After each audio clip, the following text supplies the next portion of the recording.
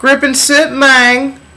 What's going on, peoples? This is going to be a video about they, which is now including Hogan's Alliance, aka Immortal, which, by the way, I think that's a good name.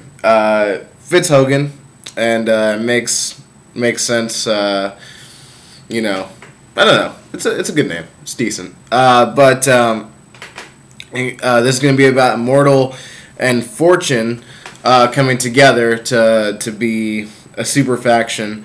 And I want to preface this by saying that any super faction that has ever existed in TNA has never worked. You had Sports Entertainment Extreme, SEX, Sex, in the Asylum days, and that was pretty bad.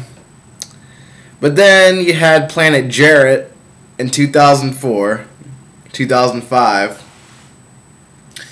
and that was Jarrett and Monty Brown and I believe Abyss and AMW and Team Canada, and it was a big super faction. And, you know, Planet Jarrett, out of, you know, all the people that have ever been in a super faction in TNA, I like that roster the best for Planet Jarrett, but it didn't go anywhere. The storyline didn't have any support behind it. There was no one person to, or, you know, a collective group to face Planet Jarrett.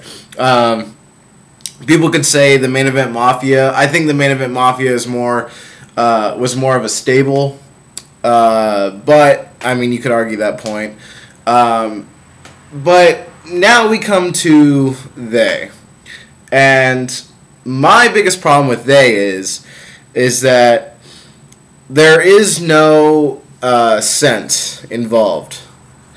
And what I mean by that is that you have Hogan, Bischoff, Jarrett, Hardy, and Abyss as Immortal. And then you have Ric Flair, AJ Styles, Beer Money, Kazarian, and Matt Morgan, and Douglas Williams as Fortune. Okay? Now, this is what doesn't make any sense to me. Jarrett, Abyss, even Hardy, and pretty much everybody in Fortune except for Flair, Douglas, and Williams, or Morgan, sorry, have been in TNA since 2004. At least 2004. The majority of those guys have been there since before that. So these are originals, okay? These are TNA originals that you've had since your days at the Asylum, okay? But what pisses me off is that now you have these guys, the guys that that you claim are TNA originals, guys that have been working their ass off to make TNA better, are now being paired up with Hogan, Flair, and Bischoff. It doesn't make any sense to me. These guys, Hogan, Flair, and Bischoff, have not been there since 2009. Okay? They weren't there in the Asylum. They weren't even there on the Fox Sports Net days, and they were barely there. Actually, not even barely. They weren't even there when they got the deal with Spike TV. Okay? So, this is what makes me kind of frustrated. You've got these originals. The originals are the guys that should be combating Flair, Hogan, and Bischoff, not pairing up with them.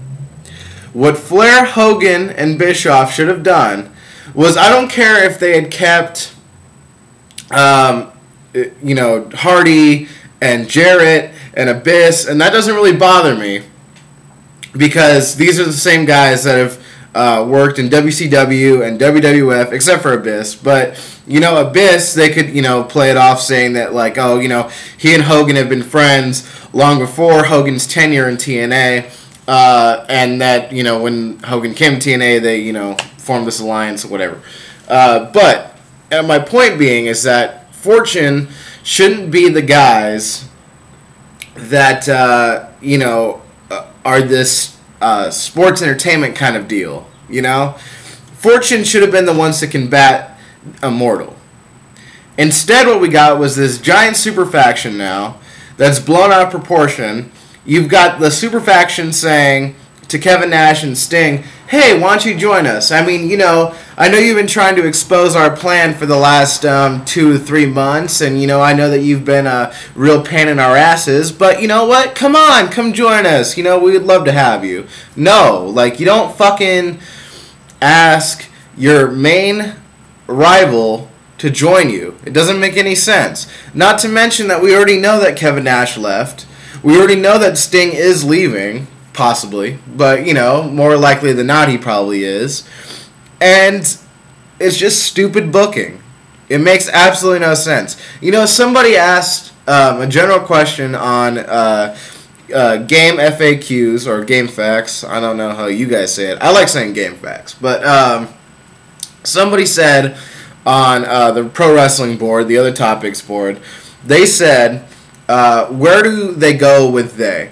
And I was going to write out a lengthy response, but I honestly can't think of anything that they're going to do with they. Originally, I thought that they could have a feud with Fortune. Fortune could step up and say, you know what, you know, Flair's here, and Flair's told us all about the things that you did in WCW, and, you know, even in WWF. And, you know, you two are like the biggest legends in the wrestling business. And Flair's told us everything that you do is terrible, Hogan. And bam, there you go. You have your Fortune guys go after your Immortal guys. And hey, maybe Immortal picks up like another 2 guys, okay? And then you could have a nice 5-on-5 in-ring action with Hardy, Jarrett, and Abyss going, you know, against Fortune, but then, you know, like I said, pick up 2 more guys. I don't know, maybe in that spot in Immortal, you know, you pick up a tag team, you know, to combat Beer Money. It's simple booking, you know. I don't know, but what frustrates me is that this happens and they're going to go absolutely nowhere with it. Now, if I had to create a storyline, I'd probably say this, okay? The super faction goes on for maybe about 5-6 months. Then I know that's way too long. I would love it to end today if I could, but I'm trying to be realistic here in terms of a storyline. But the super faction is facing, you know, multiple different people. Jeff Hardy, RVD are obviously going to have that feud going. Maybe some other things happen too. Samoa Joe steps up, takes out Hogan, etc., etc.